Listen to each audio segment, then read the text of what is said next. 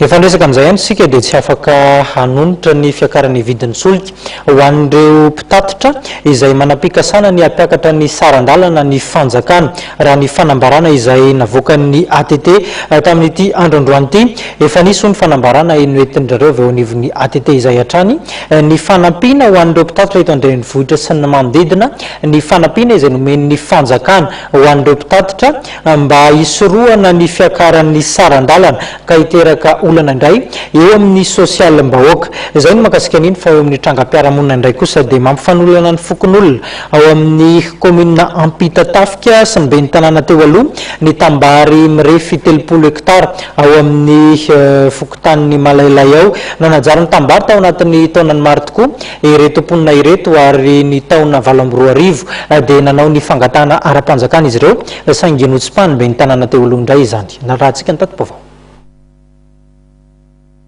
Misy ny fanotofana tanimbary tanterahana amin'izao fotoana izao eny Ankiribe ao anatin'ny komina Ampitatafika.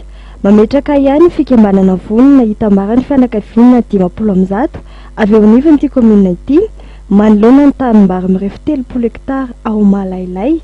Manakaiky io toeran'io izay efa nohajarin'izy ireo nataonany maro izay ary efa nanaovana ny dingana rehetra angatahana azy amin'ny fanjakana saingy nosakana ny ben'ny tanàna teo aloha izay nametra-pialana voatselakory izay no izy kandida. Nolazain'ny ben'ny tanàna teo aloha fa hanaovana fotodrafitrasa eny toerana ny tanimbary izay fotom-pivelomam-pony eny toerana. Eto amin'izao fotoana izao le tahotra satria totofana le tany amin'izao fotoana izao ary rehefa nitofana ny tany izay lazaina fa hanaovana lalana makany amina lycée. Lalana makany amin'ny lycée iny efa misy ary efa azo andehanana ka mahagaganay no totorana indray le tanimbary rehetra hanaovana lalana makany amin'ny lycée. Ka zavatra ohatran'izany mihitsy ny tena antahoranay satria manjary ohatran'nisy fanaparam-pahefana ny fahitanay azy. Ny taona 2024 no efa nisy ny fitsirihana nataon'ny teknisiana avy amin'ny fanalatany sy ny fandrefesa-tany ary tamin'izany nefa nisakana amin'ny ben'ny tanàna. Ny taona 2024 kosa raha ny fanazava-mponina vao nampiseho azy ireo ny fisiny ny taratasy fanohanana saingy tsy nijanona teo ny ben'ny tanàna teo aloha fa tonga hatrany amin'ny fanaparam-pahefana hatramin'ny taona 2024 teo raha ny fanamarian'ny fokon'olona. Raha tamin'izay 30 hektara zay dia efa niteny taminazy tamin'ny voalohany hoe mba meo amin'io ahy. Alao le olona ato amin'ny ilany avaratra mba hafindreo aminareo dia alao anay ny avaratra mety hoe zany raha tany efa anjaranay dia asaina mikisaka hifatratra ato fa ny ato hoanao zay zany lafindray tsy mety aminay.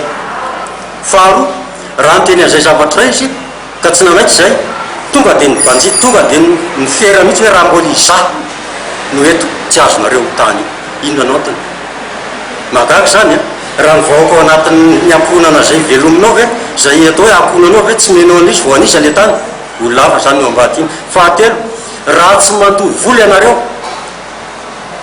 300 ka hatramin'ny 500 isaky ny metatra carré tsy menanareo ny tany io atao inona le voly ho an'ny komina ve raha vola ho an'ny komina ve tokony etra zany nalaina aminay fa raha mifandraisanay an'izay le vola 500 isaky metatra carré zay vidina mihitsy zany le tany.